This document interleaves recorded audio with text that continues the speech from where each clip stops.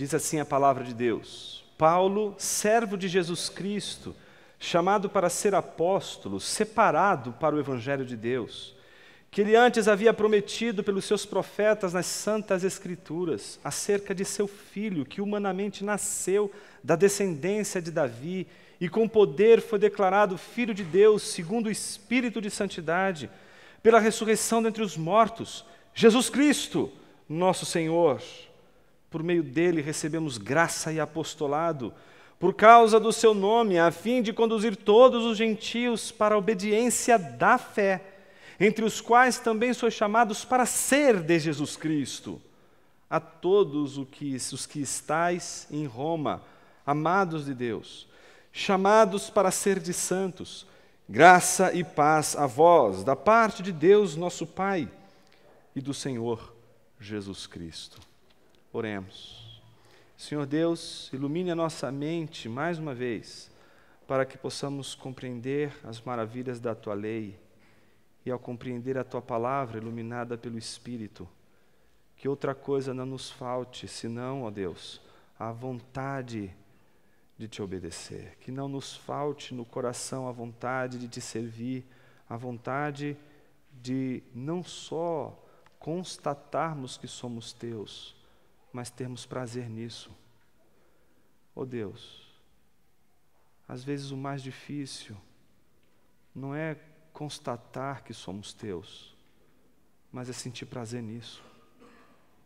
Por causa do nosso coração tão quebrado, tão afetado pelo mal da queda, mesmo sabendo que somos Teus, não temos prazer, porque queríamos ser e pertencer a nós mesmos. Tem misericórdia, Senhor, do nosso coração e nos ajude, Senhor, a termos prazer em sermos Teus.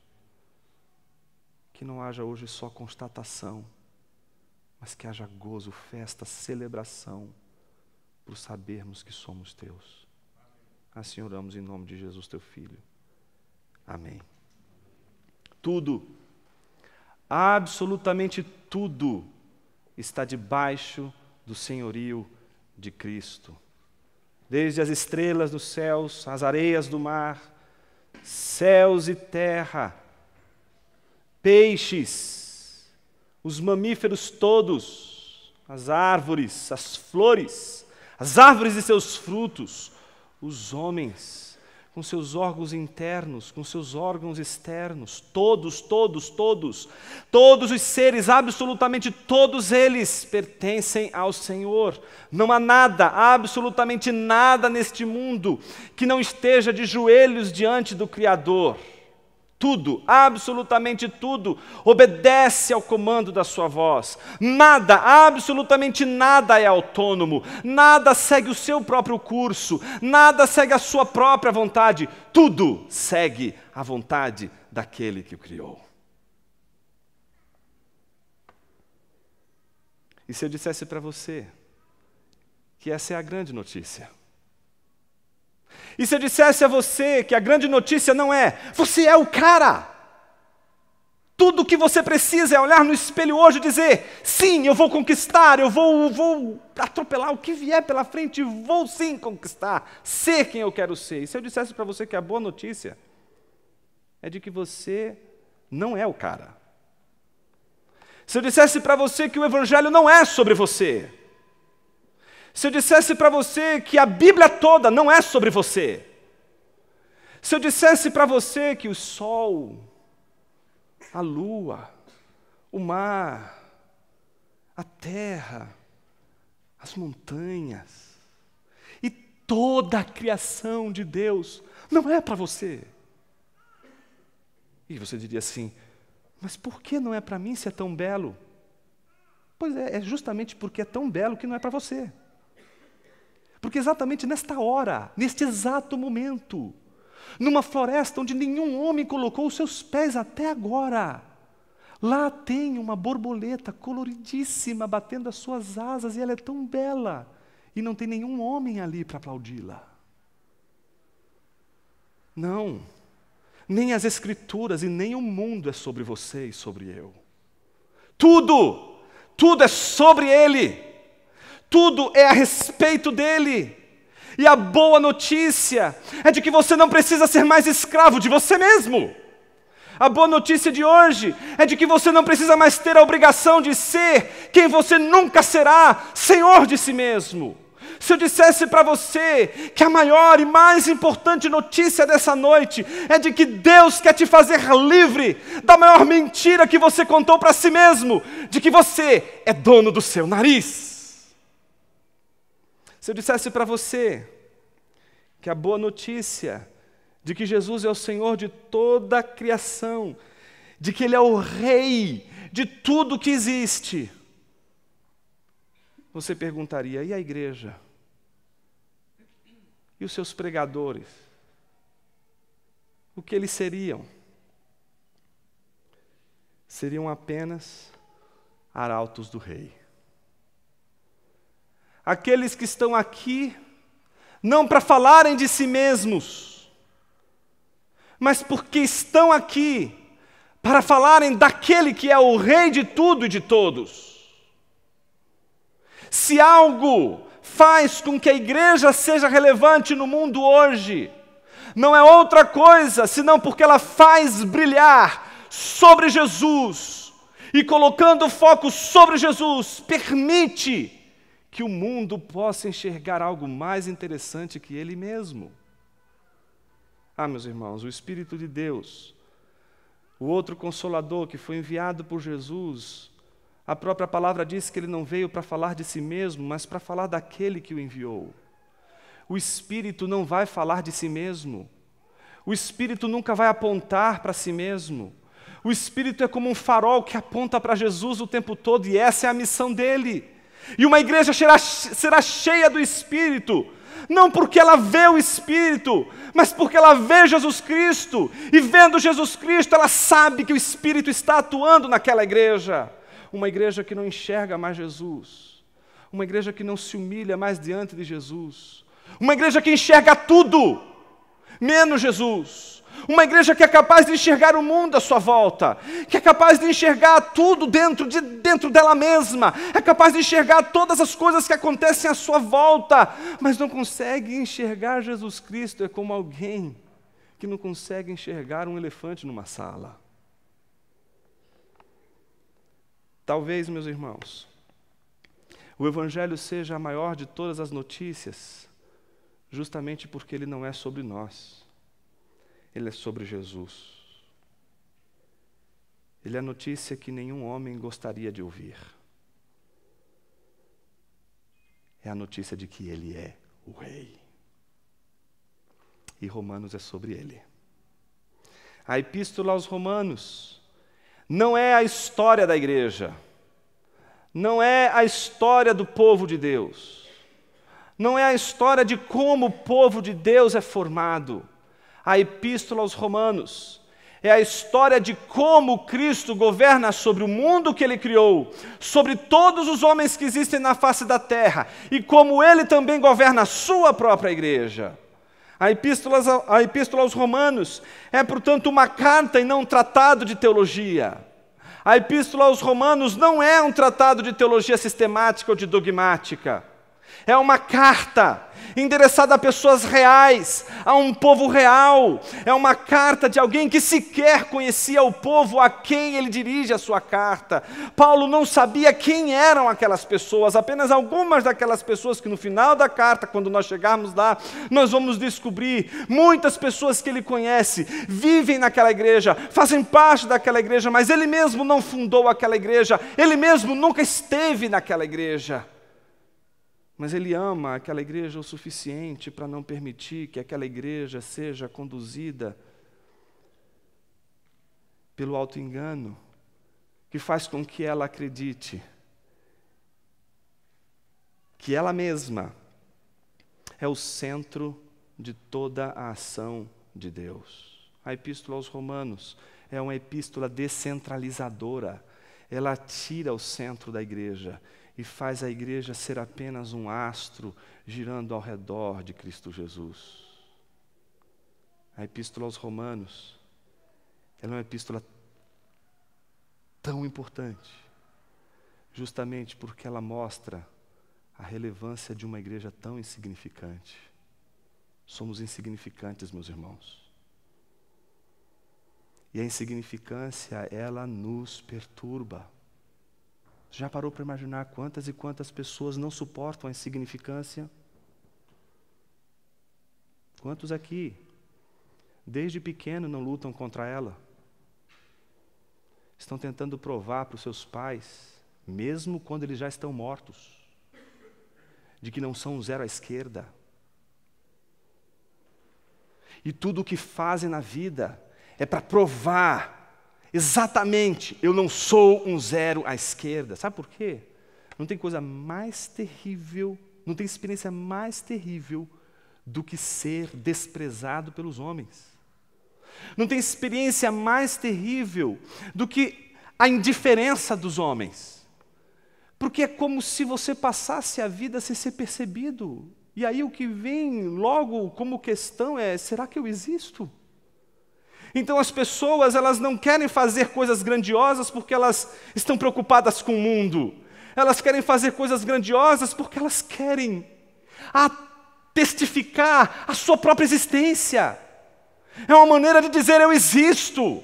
Então quando alguém aplaude, quando alguém diz, puxa, que coisa maravilhosa você fez, então esse alguém está dizendo, eu existo. Não suportamos a insignificância dos homens. Mas o que fazer com a igreja, que mesmo sendo insignificante para os homens, não é para Deus? Porque o olhar de Deus não é suficiente para que a igreja possa dizer, eu não preciso de mais nada. Tudo o que eu preciso, Ele já fez. Meus irmãos, que coisa mais poderosa a igreja pode fazer depois do que Cristo fez na cruz? Não é você que tem que ir para o madeiro. Quem tinha que ir para o madeiro já foi. Não é você, não sou eu, não é a igreja que redime. Quem redime já morreu naquela cruz. E este que morreu na cruz para redimir o seu povo é o Rei do Universo, que convoca toda a sua igreja a uma santa humilhação. Aquela humilhação que faz a igreja sumir, desaparecer, a fim de que Ele e somente Ele apareça. Sabe qual deveria ser a nossa maior obsessão? Que todas as vezes que viéssemos aqui, enxergássemos menos e cada vez menos a igreja. Enxergássemos cada vez mais Jesus e Sua palavra. Que não enxergássemos mais nada, a não ser aquilo que precisamos para viver, que é Cristo e Sua palavra. Ora, é isso que Paulo quer provocar entre os romanos. Uma santa humilhação. E que humilhação é essa? É aquela humilhação que só surge quando alguém está diante do Senhor Todo-Poderoso e se submete a Ele. É interessante quando Paulo escreve essa epístola. Muito provavelmente ele escreve na sua terceira viagem. Alguns acreditam que tenha sido por volta de 54 depois de Cristo. Portanto, numa fase de maturidade da experiência dele como apóstolo, como alguém que está dedicado ao ensino e está dedicado à plantação de igrejas, sobretudo. Paulo é aquele que escreve essa epístola, levando em consideração não o fato de que Deus o chamou para ser apóstolo, mas pelo fato de que Deus tem um cuidado pela sua igreja de uma tal maneira que Ele não vai permitir que a sua igreja viva sem direção. A epístola aos Romanos, ela é uma epístola de maturidade, é uma epístola em que Paulo vai apresentar um ensino precioso para a igreja. E esse ensino precioso para a igreja vem acompanhado, em primeiro lugar, de uma estrutura inicial em que ele apresenta o tom, ele dá o tom. Ele não faz ali o esboço, ele não apresenta o esboço do que ele vai tratar na epístola. Veja, ele dá o tom da epístola. Quando você dá o tom da epístola, você está dizendo não tudo o que vai ser dito na epístola, mas você vai dizer exatamente o tom que ela deve seguir até o final. Quando, por exemplo, os meninos estão tocando ali e eles dão um acorde para que a igreja possa entrar no tom. Esse tom inicial, para que todos possam cantar no mesmo tom, é exatamente o capítulo 1, dos versículos 1 a 6. Ele é o tom que Paulo está dando para essa grande sinfonia que é a Epístola aos Romanos. E esse tom, a gente poderia desmembrar ele em 4 partes. A primeira parte é aquela em que Paulo diz quem ele é. Ora, ele vem falar sobre o rei, ele vem falar sobre aquilo que é relevante, ele vem falar sobre o Senhor de toda a história, o rei do universo. Mas começa a epístola falando dele mesmo. Pois é, ele começa em primeiro lugar dizendo quem ele é.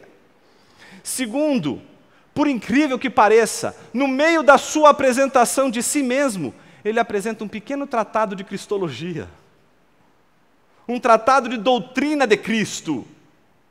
Depois ele volta para si mesmo, mas agora não para falar de si mesmo, senão de si mesmo enquanto alguém que foi comissionado recebeu uma missão de Deus. E conclui com um cumprimento, uma saudação àqueles que são os destinatários, aqueles que fazem parte da igreja de Roma. Vamos ver como essas 4 partes, elas estão sendo trabalhadas por Paulo nesse tom da epístola. Primeiro, o versículo 1. Esse versículo 1 é um daqueles que a gente tem que ler e dizer assim, qual foi a placa desse caminhão que passou aqui? Por várias razões.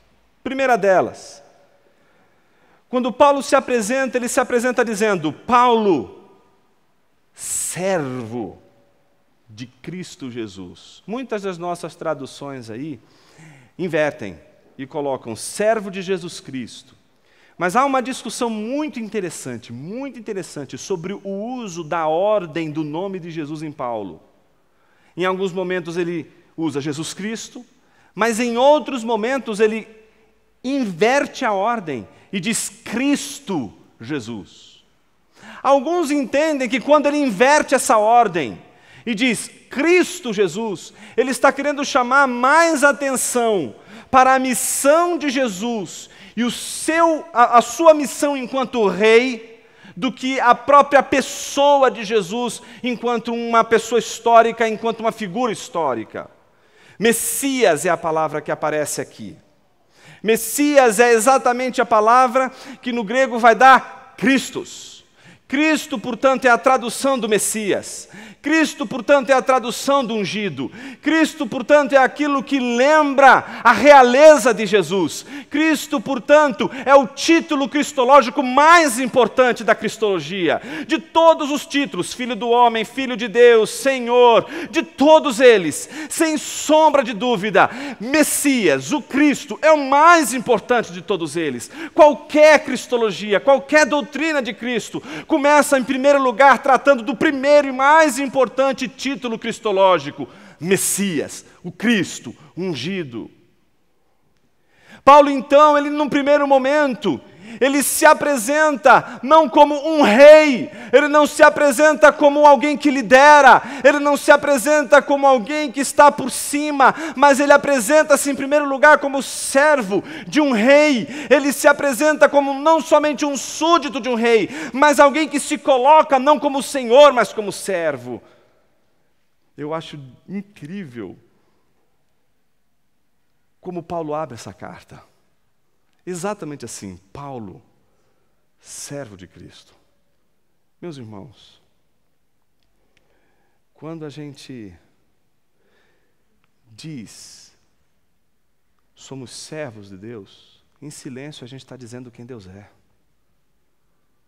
Da mesma forma, quando a gente na oração começa dizendo Senhor, ao dizer quem Deus é, ainda mais tratando-o como Senhor, estamos também dizendo em silêncio quem nós somos. Mas aqui, Paulo começa dizendo silenciosamente quem Deus é. E ele diz quem Deus é, por incrível que pareça, dizendo quem Ele é. A confissão de quem Deus é começa com a primeira confissão de Paulo acerca de quem ele é. E ele começa dizendo, Paulo, servo. E não é servo de qualquer homem, é servo de Cristo Jesus, servo, portanto, do Rei, servo, portanto, do Messias. Não se esqueçam que é justamente no momento crítico do ministério de Jesus, quando ele pergunta aos seus discípulos se eles têm consciência de quem ele é e da obra que ele veio para realizar. Pedro não diz, tu és o Filho do homem. Pedro não diz, tu és o sacerdote. Pedro não diz, tu és o Filho de Deus. Pedro diz com todas as letras, tu és o Cristo, o Filho do Deus Altíssimo. Ele diz, tu és o Cristo. Ele diz exatamente aquele título que diz respeito à natureza da obra de Jesus. A natureza da obra de Jesus é a natureza da obra de um rei. É a natureza daquele que governa. É a natureza daquele que estabelece o padrão do reino. É aquele que estabelece o tom de toda a criação. Ele é o mediador de toda a criação. Ele é o criador de todas as coisas, mas é o Senhor também de todas as coisas. Não somente isso, meus irmãos. Paulo, ao mesmo tempo que diz que ele é servo de Cristo Jesus e chama a atenção então para a realeza de Cristo, num segundo momento, Paulo faz mais uma definição de si mesmo. E mais uma vez nessa definição ele vai falar muito mais sobre quem Deus é do que quem ele é. Ele começa, numa segunda parte, ele diz exatamente o seguinte: chamado para ser apóstolo. A palavra aqui, chamado, ela é importantíssima. Ser um apóstolo não é um empreendimento para Paulo. Paulo não está dizendo assim, puxa, que interessante, vou ser apóstolo. Nossa, quero ser apóstolo. Deve ser muito legal ser um apóstolo. Ainda mais nos nossos dias, que todo mundo escuta um apóstolo. Ah, acho que vou ser um apóstolo. Não. Não se trata, como é no caso, por exemplo, do chamado que a gente acaba usando inapropriadamente dos pastores, não é o caso. Em nenhum momento a Bíblia vai dizer e vai usar a palavra chamado para o ministério pastoral. Em nenhum momento. Você vai abrir a Bíblia de ponta a ponta. No Novo Testamento você não vai encontrar a palavra chamado ministério pastoral. O que você vai encontrar é sempre um desejo do coração. Aqueles que desejam, grande coisa almeja, deseja algo maravilhoso, é o fruto do desejo. Apostolado não é fruto do desejo, não. Ser apóstolo é como ser um profeta, como ser um sacerdote, é chamado por Deus. Deus tem que aparecer. Eu me lembro de quando o Dr. Shedd comentava sobre o dia que ele fez a entrevista para o ministério pastoral, e ele era exatamente o concílio, o exame para ser ordenado. E no exame, e alguns aqui já fizeram, sabe que no dia do exame, o examinador pergunta, você poderia descrever o seu chamado pastoral? Aí é nessa hora que todo mundo diz, eu estava no quarto, sentando, de repente o céu se abriu, veio uma luz na fresta de casa, eu senti algo forte, era Deus me chamando para o ministério pastoral. Essa descrição ela é muito semelhante à de um chamado para um sacerdócio, para um ministério profético ou para o ministério apostólico, mas não é o chamado, o pastor. O Dr. Shedd dizia que nessa ocasião, quando perguntaram para ele, como foi o teu chamado? Ele disse assim, irmão, eu não fui chamado não.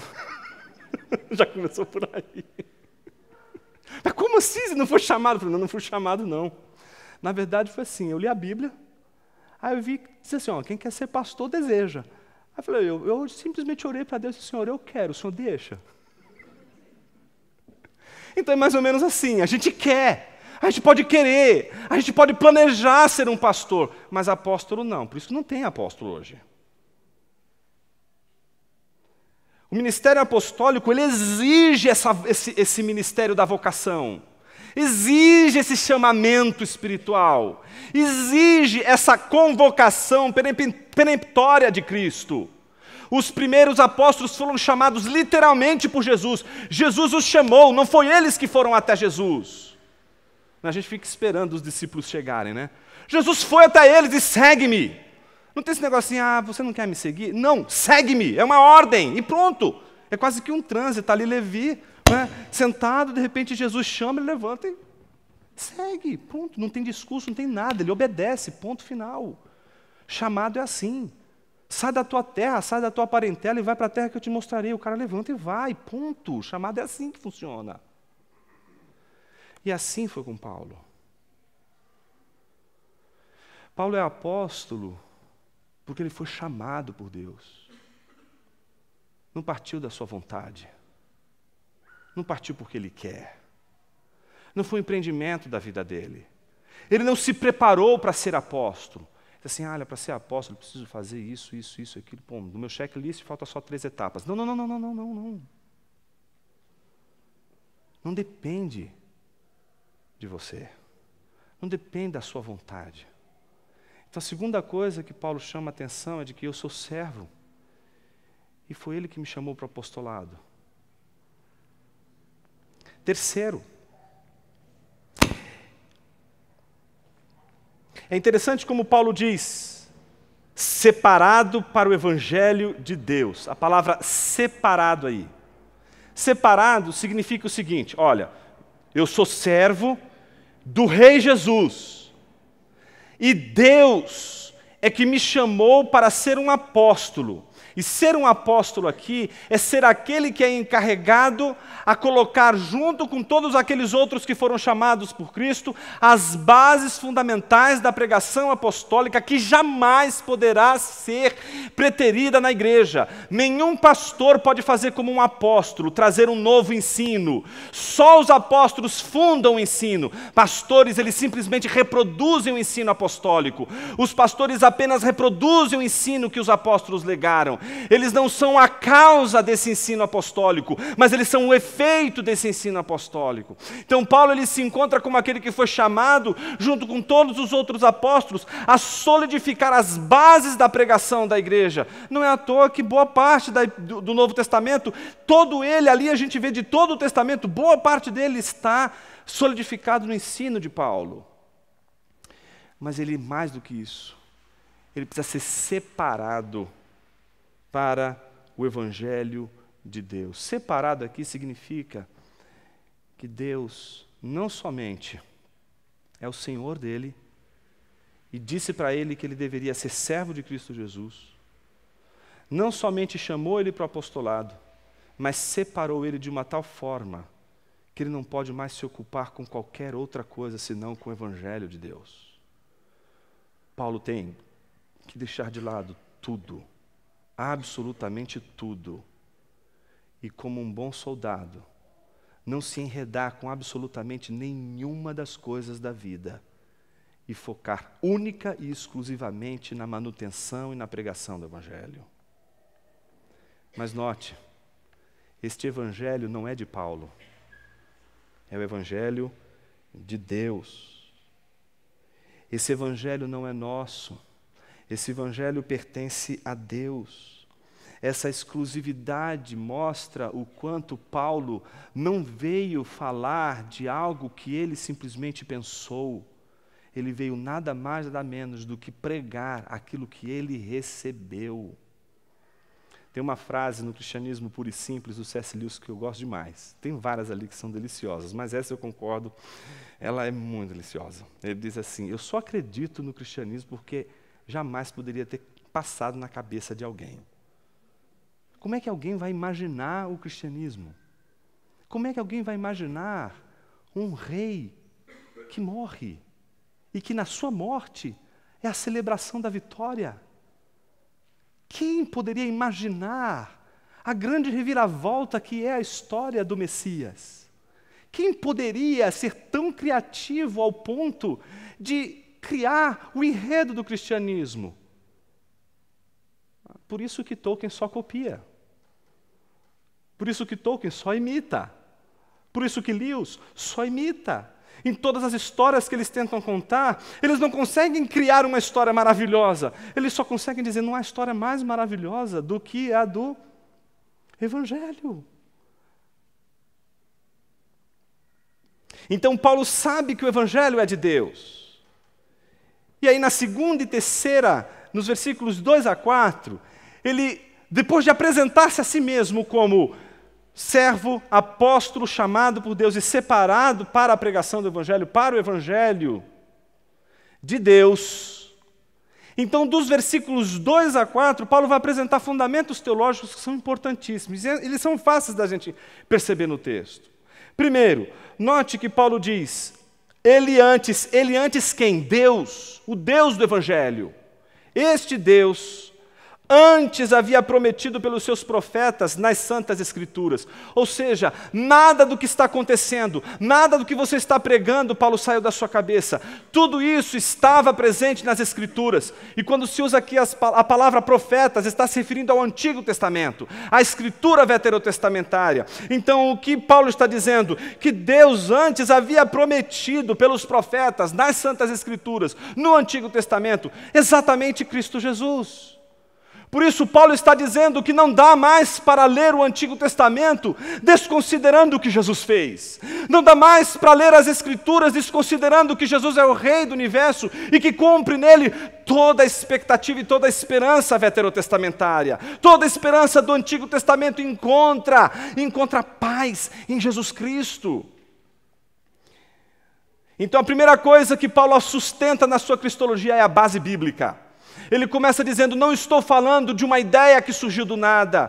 Paulo está usando a própria Escritura como testemunho da obra de Cristo Jesus. Segunda coisa importante do movimento dele. O que se testemunha nas Santas Escrituras? Que o seu Filho, e aí vem uma expressão muito interessante, algumas das nossas Bíblias traduzem como que humanamente, mas literalmente seria que segundo a carne.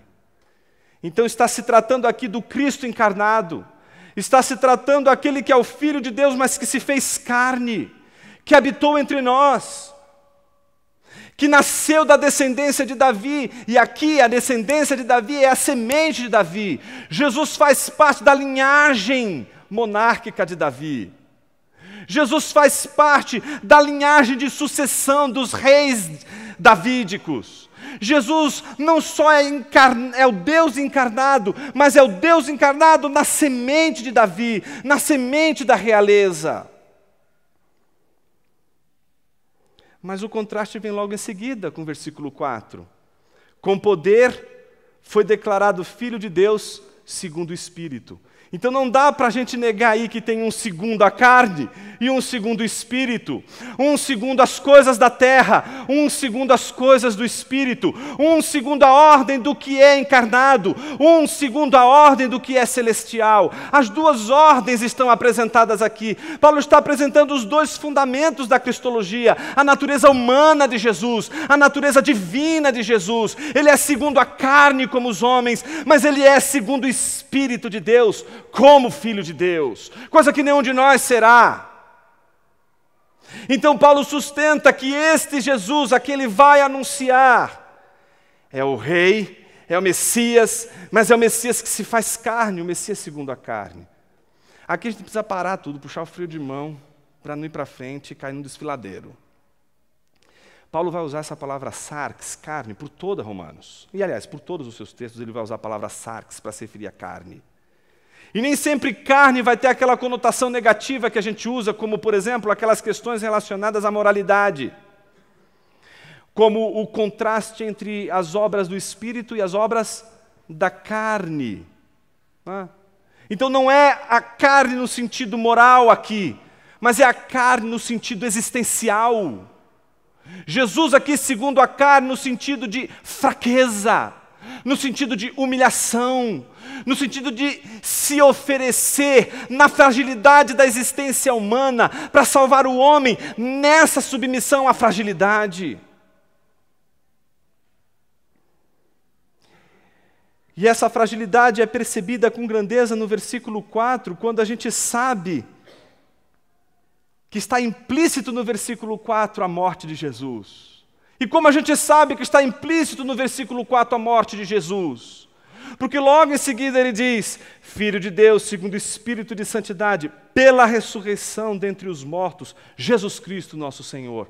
Veja como Paulo constrói o argumento dele, primeiro mostrando que este Jesus, que Deus prometeu por meio dos profetas no Antigo Testamento, é aquele que se faz carne, que se humilha, que assume a nossa fraqueza, que assume a nossa limitação, mas que com poder é o Filho de Deus, que segundo o Espírito, pela ressurreição dos mortos, ele então afirma e declara a sua relação com Deus como filho de Deus, como aquele que é o nosso Senhor. É interessante como Paulo vai mostrar que, de um lado, temos o Cristo frágil, segundo a carne, mas, por outro lado, o Evangelho nos mostra um Cristo vencedor, um Cristo que, pelo poder do Espírito, ressuscitou dentre os mortos. E Paulo conclui o seu pequeno e breve tratado de teologia, dizendo que é só por isso que Ele, Cristo Jesus, é nosso Senhor. Feitas essas considerações sobre quem é Cristo, o terceiro passo de Paulo não é outro senão dizer, então, qual é a minha missão? O que eu vim fazer aqui com vocês? O que eu vim aqui dizer para vocês? Versículos de número 5 a 6, Paulo diz, por meio dele recebemos graça e apostolado. Veja, ele recebe não só a missão, que é ser um apóstolo, mas ele recebe aquilo que vai permitir que ele consiga ser o apóstolo que ele jamais conseguirá por suas próprias forças, que é a graça. Ele recebe não só apostolado, mas ele recebe a graça que o sustentará como apóstolo. Aquela graça que ele vai pedir para Deus quando estiver passando por uma das piores e mais terríveis experiências da vida, que é ter aquele espinho na carne. E o espinho na carne ali, mais uma vez, não é a questão moral, é o espinho na carne que faz Paulo saber que ele é pequeno, faz Paulo saber que ele é limitado, porque ele está se gloriando das grandes revelações que ele recebe de Deus. Então Deus lhe põe um espinho na carne, um mensageiro de Satanás para esbofeteá-lo. Então ele pede por 3 vezes que Deus o tire, mas a resposta de Deus é: a minha graça te basta, porque o poder se aperfeiçoa na fraqueza. É a graça de Deus que sustenta o apóstolo até o fim, que sustenta o apóstolo até os últimos dias da sua vida. Os últimos dias de Paulo, meus irmãos, não são como os últimos dias dos homens que esperam no final do seu ministério a glória apoteótica do seu trajeto. Paulo termina o seu ministério numa masmorra com correntes nos pés e nas mãos, escrevendo para Timóteo, que é a segunda e última epístola que ele escreve. Isso em 64 depois de Cristo, 2 anos depois de ter escrito, 10 anos depois de ter escrito Romanos. Ele escreve a Timóteo exatamente dizendo a Timóteo a sua preocupação porque a Ásia o abandonou, porque Himeneu e Fileto, que eram homens líderes que estavam ali dirigindo a igreja junto com ele, abandonaram ele e abandonaram a pregação do Evangelho, porque existem também falsos mestres na igreja da Ásia, ensinando aquilo que não é o Evangelho verdadeiro de Deus, ensinando o falso Evangelho, ensinando aquilo que faz as pessoas terem as suas orelhas, os seus ouvidos coçando para ouvir coisas boas, ouvirem coisas que lhes agradam, ouvir coisas que fazem bem para o seu ego, ouvir coisas que fazem bem para si mesmos. E Paulo está vendo que não vai poder mudar tudo aquilo, e não bastasse isso, ele está vendo Timóteo cedendo às pressões populares, está vendo Timóteo ceder a essas tentações, e então ele escreve desesperadamente para que Timóteo não perca a sua fé no Evangelho da graça de Deus, que ele recebeu da sua avó Eunice, que ele recebeu do próprio Paulo, que está agora algemado, que ele pode ver ao lado do seu companheiro de ministério, que é Onesíforo, que não desistiu de pregar o Evangelho, mas foi visitar Paulo quando ele estava lá na prisão. Esse Paulo, que termina o ministério assim, sabendo que ele só sai daquela masmorra para ser supliciado, para morrer por causa do Evangelho, não para terminar com glória, não para terminar com triunfo, é só a graça que vai fazê-lo sustentar até o fim, até o último minuto, mesmo sabendo que para os homens o seu final é o pior de todos. É a graça de Deus, meu irmão, que vai sustentar essa igreja até o fim. É a graça de Deus que vai sustentar você até o fim. E se Deus nos chama para seguir e sermos seus discípulos, e isso sim é precioso. Porque se o Evangelho, as Sagradas Escrituras, não falam em chamado pastoral, ela não se cansa de falar do chamado de Deus para os homens, para o arrependimento e a fé em Cristo Jesus. Então Paulo vai dizer a sua missão, que é pela graça de Deus e apostolado, por causa do nome de Jesus, conduzir todos os gentios para a obediência da fé. Note que não é obediência, mas obediência da fé. Não é aquela obediência para crer, mas é aquele crer que inevitavelmente gera obediência. Aqui a gente chega ao ponto crucial de tudo o que a gente falou hoje. Você só vai se submeter ao Rei se você crer. Se você não crê que Jesus é Deus, se você crê que Ele é só um homem com superpoderes, capaz de fazer coisas maravilhosas como curar, libertar, salvar,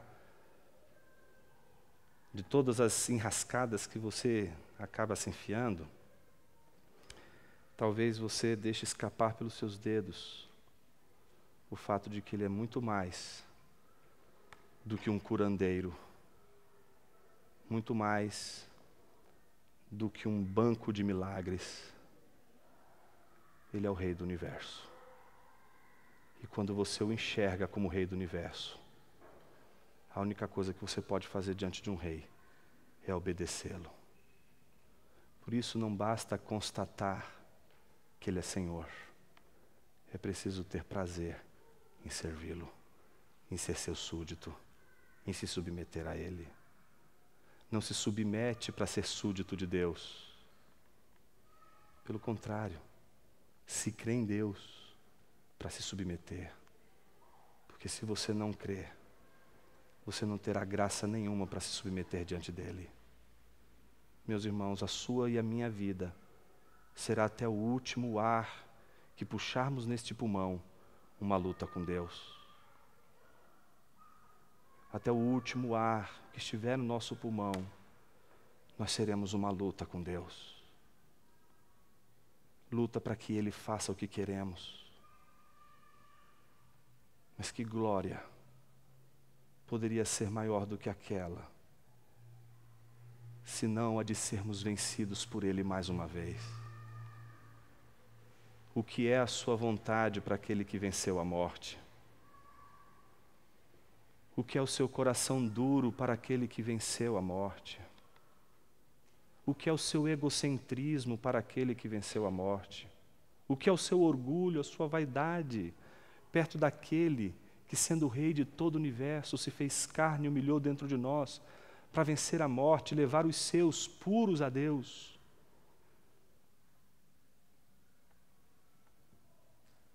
Assim como Ele venceu a morte, não é você, mas é Ele que vai vencer seu orgulho. Não, meu irmão, você não vai vencer o seu orgulho. Não, minha irmã, você não tem forças suficientes para isso. Ele sim, a força que criou o universo e que verteu seu sangue na cruz. Ele sim, sabe como ninguém lidar com o seu e o meu orgulho. Todas as vezes que a gente quer conduzir nossa vida, a gente descobre que há uma rebelião plantada em nosso coração. E como a gente gostaria de obedecer a Deus por nossa própria vontade. Mas não é possível, meu irmão. Você não vai querer nunca fazer a vontade de Deus. E quando você quiser, pode ter certeza, a graça de Deus chegou antes em você e te quebrou todinho e te deixou assim, ó, com as mãos vazias diante dele, dizendo: Senhor, chega, não quero mais lutar. Eu não posso lutar contra o Rei do Universo. Talvez essa seja a mensagem mais importante de hoje. Aquela que fez Paulo não escolher um público, mas aquela que fez Paulo escolher aqueles a quem Deus tinha escolhido para ele pregar o Evangelho, que era justamente aqueles que os judeus não tinham escolhido, os gentios. E Paulo está preocupado porque essa igreja de Roma está cheia de judeus cristãos. E os romanos, eles são meio sim, eles não conseguem perceber essa diferença que só existe entre crentes, sabe? Judeu cristão, judeu de verdade, eles não sabem, não. Os romanos não sabem as coisas, essas distinções que acontecem dentro da igreja. Isso não adianta a gente tentar explicar uma coisa que só acontece aqui dentro. Paulo sabe dessas distinções que acontecem dentro da igreja. Paulo está preocupado com judeus cristãos que estão se achando superior a gentios que também são cristãos, mas não conhecem a lei de Deus, não conhecem os mandamentos. Então Paulo tem que lidar com uma igreja que tem um grupo de pessoas que conhecem a Bíblia de ponta a ponta. E outras pessoas que também são súditos.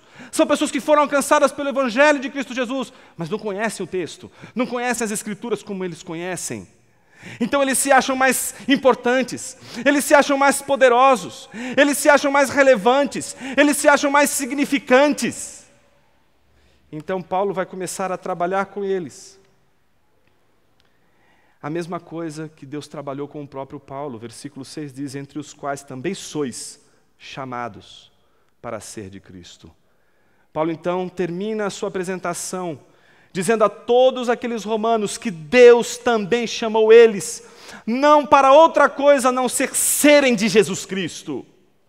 E a mesma coisa Deus nos diz hoje, porque você e eu, todos nós aqui, talvez um ou outro escape dessa, mas a maioria de nós seguramente é de gentios, de gente que foi alcançado pelo ministério do apóstolo Paulo, de gente que foi alcançado exatamente porque este homem, pela graça de Deus, pregou o Evangelho até o último fôlego da sua vida. Nós fomos alcançados por esta pregação. O texto de Romanos é sim sobre nós, mas é sobre nós de uma tal maneira em que mesmo sendo gentios, nós conseguimos encontrar meios de nos sentirmos superiores a outros. Por isso essa epístola vai nos quebrar, meus irmãos. Porque ela vai tratar o nosso ego. Ela não é sobre nós, ela é sobre o Rei. Ela é uma epístola que não vai fazer você dobrar os joelhos. Ela só vai botar um espelho para você ver você já de joelhos. Ela não vai dobrar os seus joelhos. Ela só vai fazer você descobrir que desde o dia que você passou a existir nesse mundo, você já existiu de joelhos. Alguns precisam descobrir que nascem e morrem de joelhos. E a Epístola aos Romanos está aqui para dizer que gentios também podem ser orgulhosos. E ele termina dizendo, a todos os que estáis na Igreja Batista, quer dizer, Roma, amados de Deus, somos amados mesmo lutando contra Ele. Que amor é esse? Lutando contra Deus, Ele nos ama. Porque Ele já veio com a sua paz, a sua graça já foi derramada. Somos amados, chamados, no entanto, para sermos santos. Graça e paz a vós, da parte de Deus nosso Pai e do Senhor, o Rei da nossa vida, Jesus Cristo.